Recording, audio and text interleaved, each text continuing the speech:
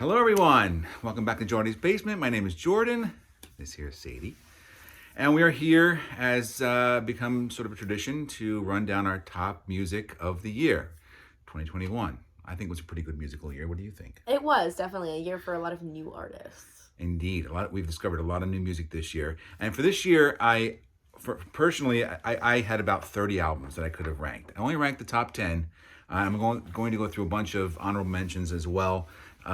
Just give a few words about some of them, and then we'll do our top 10. And Sadie's got some honorable mentions as well as her top albums of the year, too. So without further ado, oh, wait, there is further ado. I want to mention one thing that's not an album. Oh, my God, this thing is heavy. This book, which was a very generous gift from my wife this year, Paul McCartney, the lyrics, is unbelievable. I've only gotten through about 30 pages. It's going to take me 2 years to read this. If you're a Beatles fan, and this was a great year for the Beatles with the Get Back documentary and everything, this is a must-have. I'm going to put it down before I pull a muscle. All right. Music, let's get to it. So some honorable mentions. These honorable mentions for me are in no order whatsoever. I just have some stuff written down about each one, and I'll go through it. These are some discoveries from this year and some albums that were released this year. First, a discovery. The Moon City Masters is a really fun band out of New York. It's twins, Jordan and Taylor. So, you know, any band with a band, yeah, the guy named Jordan, good with me. They released one EP and a bunch of singles in 2021. No official full length.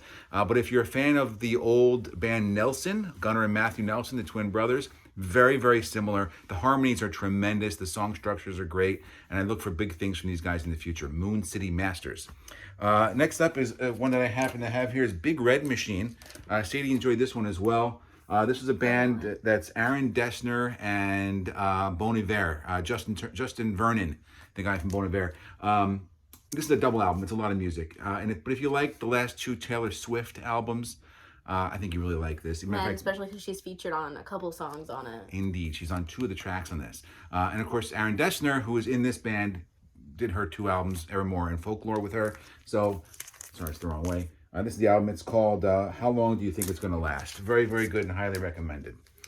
Big Red Machine. Next up is a band that won my album of the year a couple of years ago, Said the Whale. Their album this year is Butterfly.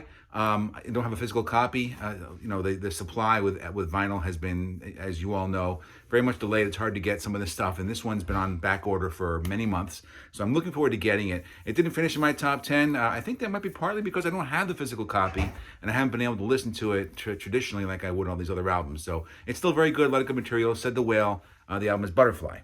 Next up is one of my best hard rock albums of the year by W.E.T. or Wet. It's written W.E.T. Pronounced Wet, obviously. Retransmission is the album. That's Jeff Scott Soto. A great hard rock album with slick production, great hooks, tremendous choruses, very anthemic. And if you like that good, slick, hard rock sound, you should definitely give it a listen. It's Wet. Retransmission is the album.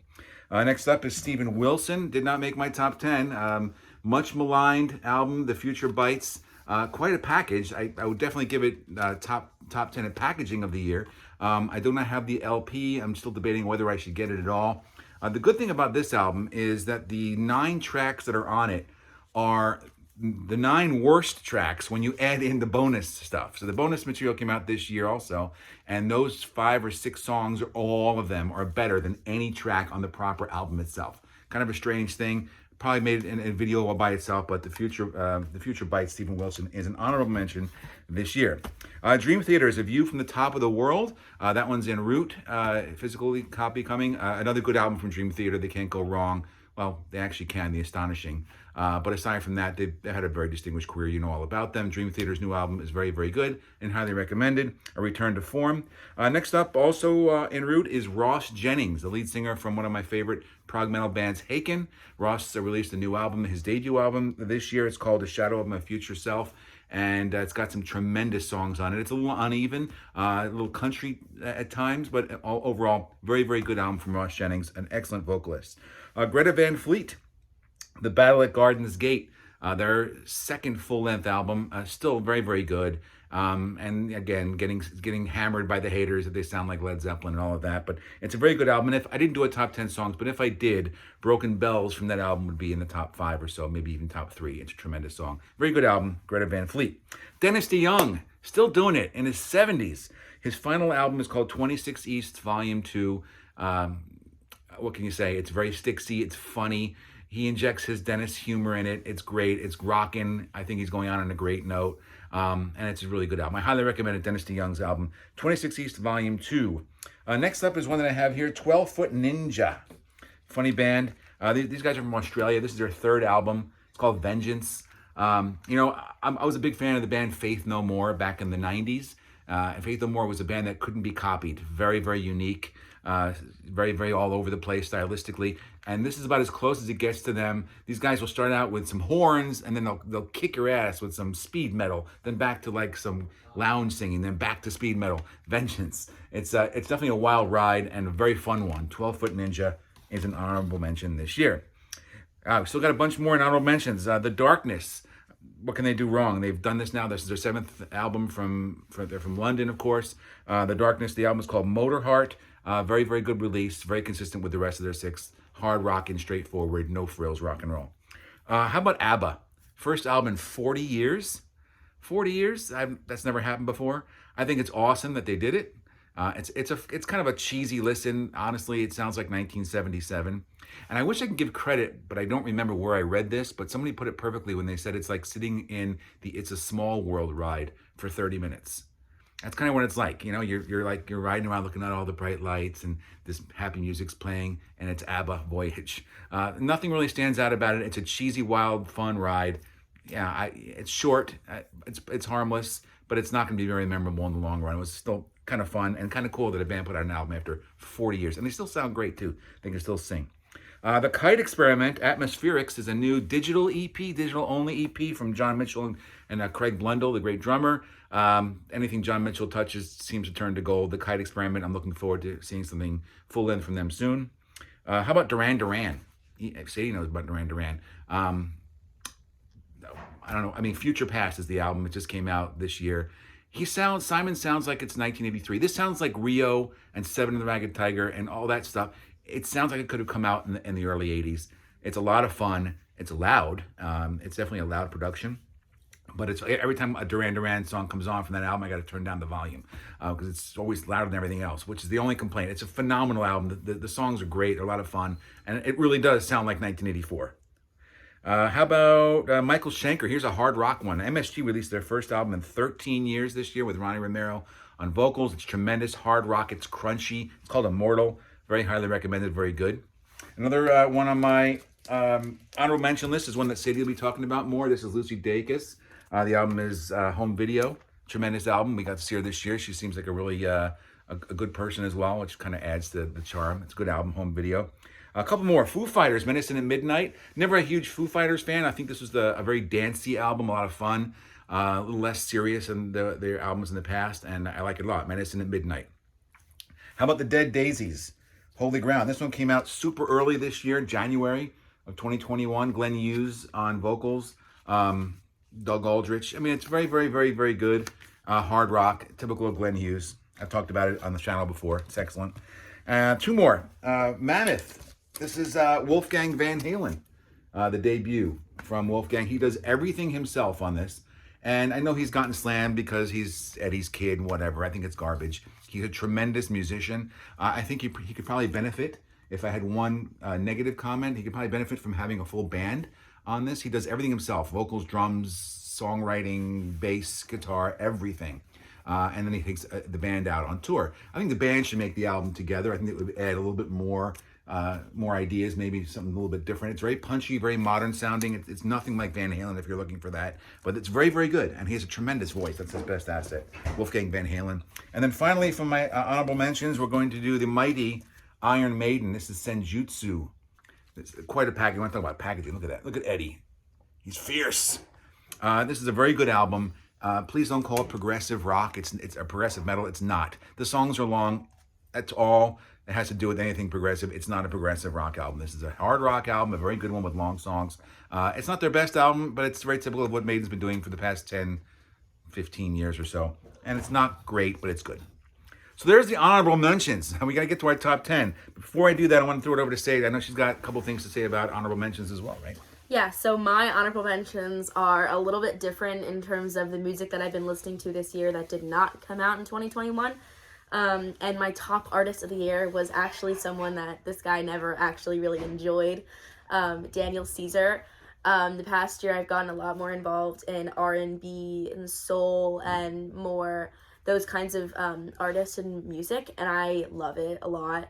I think it's amazing. I love the songs, the flow, because my favorite genre of music is just, I call it like anytime, anywhere music, where you can listen to it any mood you're in, any place, whatever you're doing. If you're doing homework, if you want to get kind of hype, like whatever, any kind of situation you can listen to it. And that's my favorite. And this is very much it. It's chill enough, but the lyrics you can sing along, and I love it. So I listened to 40 hours of Daniel Caesar this year, which is 5 more than last time I checked. So I definitely listen to him a lot.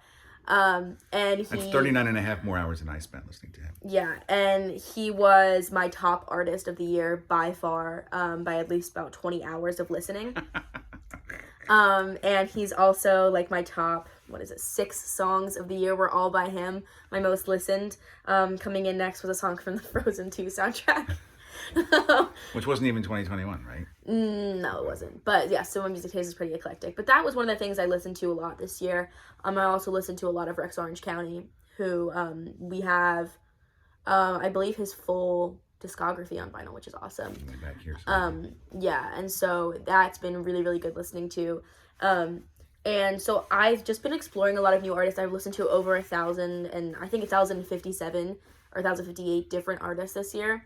So I've definitely been exploring a lot, especially in that newer, for me, like R&B genre. Yeah, you have to be open-minded to hear new music these days, because it's not as easy to come by as it used to be when I was Sadie's age, that's for sure. So are you ready for our top albums? Yeah. All right, let's do it.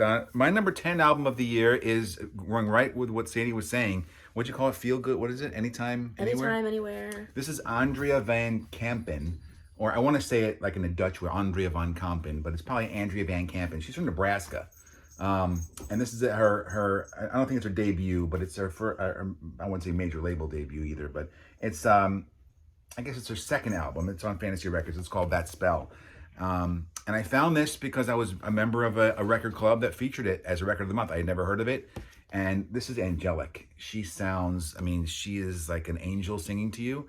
And it was recorded very well, almost as though she was in like a big church type of an atmosphere where it's very, you can hear incredible sound effects. Not sound effect, but the effect on her voice, if I can speak, is tremendous. And it's a short album. I think it's only about a half an hour, but very, very, very good and chill and wonderful. Yeah, I was listening to it this morning because I've been listening to it a lot recently. And I don't know if this is like a valid comparison, just what I thought, but she kind of sounds like Casey Musgraves, but less country. Like, I'm obviously, we're not very into country music, but there's one song by Casey Musgraves that I thoroughly enjoy called Rainbow. And I was listening to this album and I put it in my up next playing. And I don't know, they give me the same kind of vibe. Cool. I never heard Casey. I know she's a country singer, but that's kind of a cool comparison. She's obviously well known for her voice. This is the signed copy that came with the record club purchase. So number 10, Andrea Van Kampen, That Spell. Tremendous. Number 9 is another new discovery for me, not a new band. This is one that Sadie will not agree with. This is my Daniel Caesar this year. This is the Manchester Orchestra. This is the Million Masks of God. And again, I wasn't looking for this. This came to me because a friend of mine at work suggested I listen to them. And I did, and I really, really liked it. This is really intelligent rock pop music. They're from, I believe, Atlanta, if I'm not mistaken. This is their 6th full-length album, The Million Masks of God, and it's really, really very good. Highly recommended. Number 9 this year. Number 9. Let's get to number 8 because I'm starting to lose my muscles. All right, here's another big one, number 8. Not as big as that book was, but this is Transatlantic. This can also be used as a weapon. This is The Absolute Universe. I did a whole video unboxing of this thing. It is immense. You can see the track listing. But this is the 5th album from the great progressive rock outfit Transatlantic with Neil Morrison, Mike Portnoy, and Raina Stolt and Pete Trewavas. An excellent, excellent album. Very, very much, good word. It's a lot. There's two versions of it. One's called The Breath of Life. One's called Forevermore. You know the story by now. Hopefully, if not, give it a listen. Or give it a few seconds of it a listen. Or if you have 3 hours, give the whole thing a listen. I highly recommend it. It is number 8. Is called The Absolute Universe by Transatlantic. Should I do number 7? I'll talk about one. All right, go for it. So my albums are in no particular order because I'm indecisive. I don't like ranking things. I love all my babies equally. But one album that I would want to talk about more in depth, as we did mention earlier, is Lucy Dacus's Home Video. And so this album's really good. It starts off with like a really, really good, like kind of more upbeat, like Hot and Heavy, which is the first song on the album. And it's very, very good album. The lyrics, the songs are as always written very well. They have very good stories to them. You can connect to them in different ways. You can see a lot of who Lucy is as a person. There's one song on the album called Going, Going, Gone, in which she features a bunch of her friends. Julian Baker, who's also on the album, or in the band, Boy Genius with her, along with Phoebe Bridgers, is on backup vocals on that song, along with other of her friends. And she has this little like clip at the end of them all talking in the studio when they finish recording the final cut of the song. And so the whole album, I feel like, is very personable. Yeah.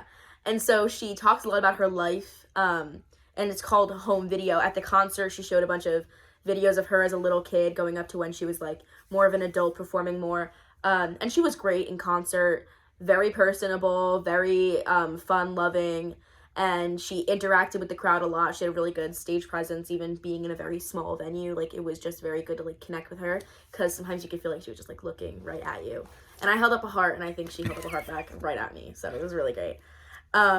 But the whole album is really good. I would say I feel like I like one of her other albums, Historian, better than this one, because the songs are just a little bit more different. I feel like she was going for more of a not as like unique feel with this. I really like Historian because there are songs like Night Shift, and other songs like Pillar of Truth and things like that. I like those, I think, better than this.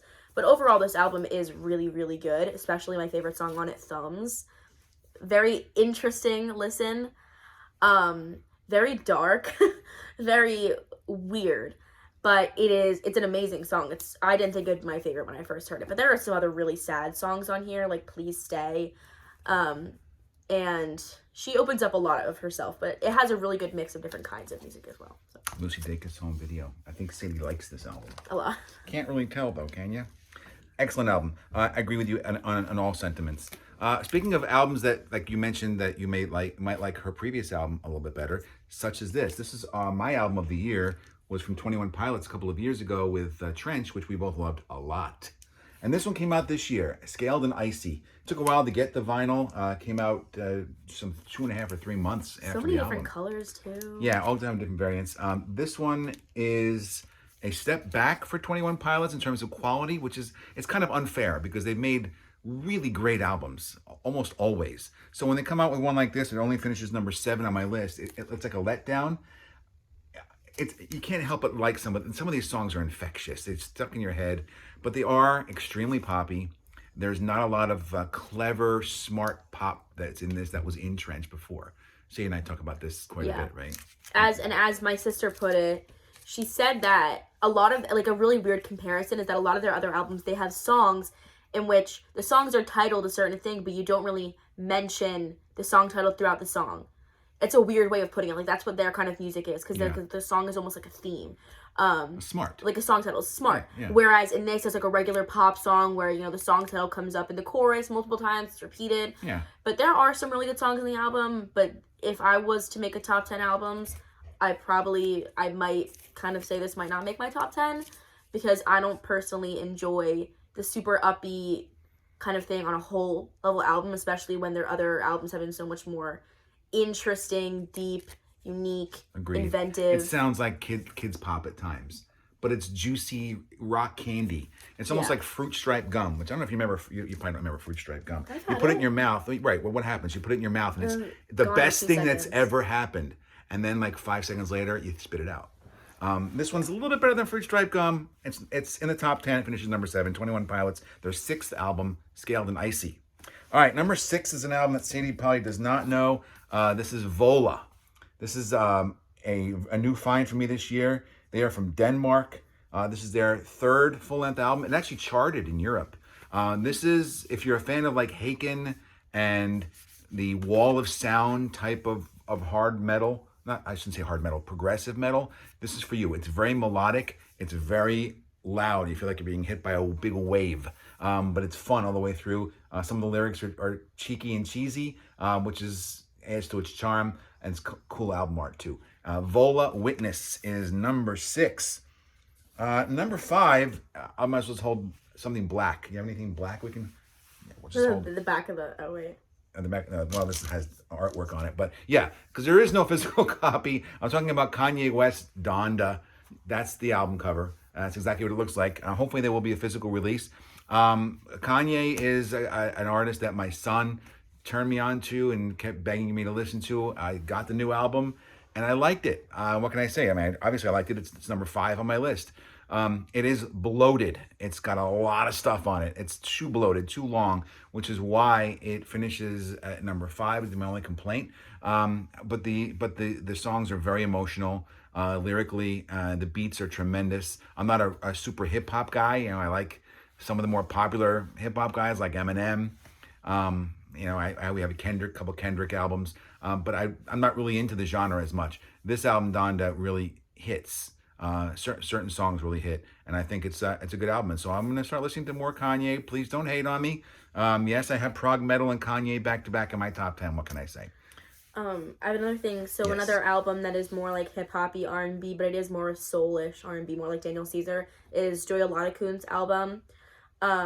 And I actually forget the title of it, but it's very similar to her last album because even some of the songs carry over. And her last album was originally called I kind of forget. This one is called, wait, I actually forget. I should have written this down. It says, okay, so the first album was originally called In Defense of My Own Happiness Volume 1, and now the second album's kind of just called In Defense of My Own Happiness blank, and then the first one, I don't know what, she changed it up. Don't make it easy on us, please. So a lot of the songs transferred over, like Sunday, I think, Too High is on this one as well, but there's also some really good songs that are newer, like Sorry Isn't Good Enough, and I like the song Jordan too. So the album overall is really good. I just like her voice a lot. I think she's very unique. I like her feel, especially I like her story as well, because she was in college and she really wanted to pursue music, and she was talking to her roommate, and her roommate was like, well, what would you do now if you wouldn't fail? She's like, music. She goes like, okay, why wouldn't you do that? And it's cliche, but she just did. Sadie likes the stories behind the artists. Yeah. It adds to their charm. Joy Olanikun. Yeah, I agree. I heard some of her stuff and I liked it as well. All right, top 4. This is an album by a band that I use always in description to people and answering their question. They don't make music like they used to. They don't make the rock music like they used to make it in the early 80s. Night Ranger, ATBTPO, whatever. As the band played on, I wish I could have given it a different name, but it's very, very apropos, and the band played on. This is the incredible 13th studio album from Night Ranger. And when I say I use it in conversation with people, because this happens all the time. People think it's crazy that I listen to all this new music, and they go, they don't make it like they used to. And I say, you mean like Night Ranger? Yes, Night Ranger. Yeah. They don't make it like, Still Rockin' America and Don't Tell Me You Love Me. Those are great. Those are the early 80s. They had no idea that Night Ranger has never stopped making albums. Never. They kept doing it. This is number 13. It's awesome. It sounds like 1985. It's great hard rock and American rock and roll. I highly recommend it. It's awesome. And the band played on. We can go into this in more detail in another video, but that's Night Ranger. Still doing it into their 60s. Number 4 on the list this year. All right, number 3 is an album that we both like. Love it. Love, even. I love it. This is an album that I finished number 1 or number 2, their last album that came out, and this new album did not disappoint. It took a little longer to get into it, partially because it took a long time for the vinyl to arrive, as we all know the issues with that. This is Villagers from Ireland, Fever Dreams, quite possibly the artwork of the year as well. Beautiful. This has interchangeable artwork. I'm not going to take it out, but it's got 4 different interchangeable covers, and they're all amazing paintings, pictures. But this is Conor O'Brien, his project Villagers. This is their 5th album. All of them are awesome, and this is No Doubt, right? Would you call it chill, or would you call it anytime, anywhere? I would say it's dreamy. dreamy. That's a good word. Connor's voice is very unique, very soothing. It's the kind of voice that you wish you could just put on all day and just hear it playing in the background. Yeah, it's so beautiful. There are so many really, really good songs. My favorite is Full Faith in Providence. Full Faith in Providence. Yeah, side 2, track 3. Yeah. And it's Excellent. so good. It's awesome. It's very easy. good. It's easy on the ears. It is, and it's smart because it doesn't just hit you and sink in. You really got to give it repeated listens. And something else that's easy on the ears, one of my favorite artists as of recent, like about a year and a half, is Marrow. When we have this, it's like a 7-song EP album. It's signed. Obviously, we got really lucky. But yeah, I love him. His voice is very dreamy as well. For a while, I had found him listening to different, like, Apple Music random playlists, like Acoustic Chill, which is my personal favorite. And he only had 3 singles out until this came out, like, at all, which was Perfume, Hideous, and Lightning, which are all on here. And they're all really, really, really good songs, dreamy, chill enough, kind of sad, but also, like, romantic, kind of hopeful. And the other songs on here, I found the rest of the album a little bit disappointing. Not disappointing, but, like, not on par with the rest of the songs. But overall, it is still really good. The whole vibe is kind of kept throughout, and he's also very active on social media. I've commented on some of his Instagram posts, and he replies to, like, everyone, which I think is cool. Miro. But yeah, Sky on Fire. I do recommend it, especially if he comes out with new music. I like his vibe. And I think we got that on Bandcamp. We did. I think, which is important because Bandcamp is a huge place to support these young artists, especially those that are on major labels. So highly recommended. All right, 2 more albums for me to wrap up the year. Number 2 is one that I flirted with number 1 for a while, and that's Styx. The album Crash of the Crown. This is their 17th album, and it's amazing to me that Styx is in my top 10 again because I used to love this band back in the early days, late 70s, early 80s, as most did. And then they've had a very uneven, rocky road since then. Very rocky, really mostly rocky, mostly not very good. But their last 2 albums, The Mission from a few years ago, and then this, Crash of the Crown, tremendous. Yes, I wish Dennis DeYoung, who we mentioned earlier, would just get back in the band if they would let him and do a tour for everybody. Would love to see that. Probably not going to happen. Either way, we still get new Styx music. Tommy Shaw is amazing on this. Lawrence Gowan, JY, all of them tremendous. Highly recommended. This is not a concept album, but it feels like one. There's not a consistent story. Each song is on its own, but they kind of blend together. The production is excellent, and the melodies are awesome, and it's well deserving of number 2, Styx, Crash of the Crown. Anything you want to say before I get to my number 1? Yeah, I think I'm gonna talk about. I know what album I'm gonna talk about last. Go for it. Actually, can I do 2 in a row and you can do your number 1 last? Go. Okay. Right, go ahead. So one album I really want to mention is Red, Taylor's version. And I was never, so I wouldn't consider myself like a huge Swiftie.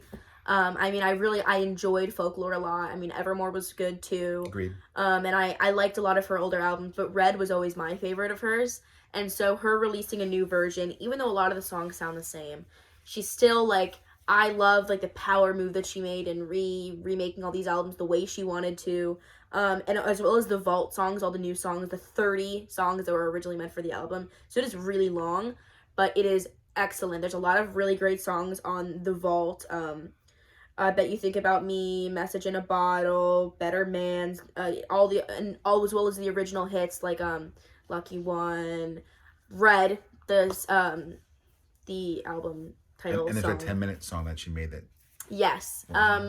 All Too Well 10-minute version, which went completely viral. The story of her and Jake Gyllenhaal's short-lived relationship. It's very, I'm not gonna lie, I love Keeping Up with Drama, so I really enjoyed that. But it was great. I really, really thoroughly enjoyed the whole album. And it's very nice to listen to. And I love how she can bounce around from different eras of her career, from different genres. She goes from, like, alternative indie to, like, super country, 'cause she did Fearless, and then more, like, the country pop transition, going to different stages of her life and being able to get in that zone and completely redo it. And it's amazing now knowing, because obviously Taylor Swift's infamous for having been in so many different relationships and having had so many boyfriends. She's been made fun of publicly for that. But her now being in a healthy relationship with someone that she loves, that's what she wrote her album Lover about, and being able to go back to the different stages of her life and redo it. I think that's really, really amazing. So that was a really good album this year. And I would say maybe my favorite of the year, I'm not entirely sure, is Briston Maroney's album Sunflower. Um, it's rockin'. It's all really good, like alternative rock. I love it. I really love his voice. His EP in the past, the song "Freaking Out on the Interstate," which I know I've played for you multiple times before, is so good. Good tune. It's like a perfect song to listen to on like a late night drive, like because it's like just rocking enough, but it's also like. Is it Anytime Anywhere music though? This is a little different. This is good like lawn mowing music. Lawn mowing music, a new genre you just invented. Briston Maroney. What, we don't have that in the physical. No, we don't. But I really wanted to see him in concert, and I'm very sad because many of his shows are sold out. But he's very not playing good. in Philly, is he? Yeah. He's playing in Philly? I thought he was. He wasn't originally going to, but now he is. So I'm really sad that we don't get to see him. But the album is just really overall very, very good rock, and it's fun to listen to. It's it's upbeat, and it makes you happy. It gets you kind of up and moving. And so that was probably one of my favorite albums that came out in Briston 2021. Maroney. Good choice. And it was early too. All right, numero uno for Geordie's Basement is another surprise, even though Neil Morris has been making great music and has been my musical idol in recent years, the last 20, 25 years. This new one, Innocence and Danger, is really, really amazing. It is absolutely the best album they've made since they've gone to the Neil Morris Band, or NMB as they're called. It was Neil Morris, and then it was Neil Morris Band. Now it's NMB. This is a tremendous package. 3 discs, all different colors. I'm not going to pull them out. But this hits on all cylinders. It's a 5-tool player. It gets emotional. It's rockin'. It's chill. It's epic. It's extremely epic. Matter of fact, Beyond the Years is 30 minutes, and Not Afraid is 18 minutes. Each one. Well, Not Afraid takes up a whole side. Beyond the Years takes up 2 sides of the LP. But this package also came with the CDs, which was kind of helpful as well. This is an album that I would recommend to those looking to get into progressive rock. Listen to Do It All Again, which is one of the songs of the year. I even got Sadie and her sister to listen to it back in the day. They're kind of quasi Neil Morris fans at this point. The lyrics are great. Another Story to Tell would be in my top 2 or 3 songs of the year as well, if you want to listen to that one. But the album overall, it's a great listen. Sit down and listen to the whole thing if you can. I say that a lot, but it's true with these albums, especially on LP, on vinyl. All the way through is the best. Neil Morris, Innocence and Danger is the album. Lucky enough to see him. He's moved the concert date again. It was supposed to be this past October. Now, because of COVID, it's in February. Hopefully he keeps to that one here in Philadelphia. We'll be there to see the Neil Morris Band. So that's number 1. That's their 4th album and their first number 1 for me. So very, very cool. I don't believe there's anything else we need to mention. We're at the 33-minute mark. So we're going to end it here, but we want to thank you for joining us in the basement today and all year whenever we make videos. Let me know what you think. Put a comment what your top albums were. Give us some suggestions. We're very open-eared and open-minded, and we're looking for new music suggestions from all of you. So thank you very much for listening, everybody. Happy New Year. Yeah, Happy New Year.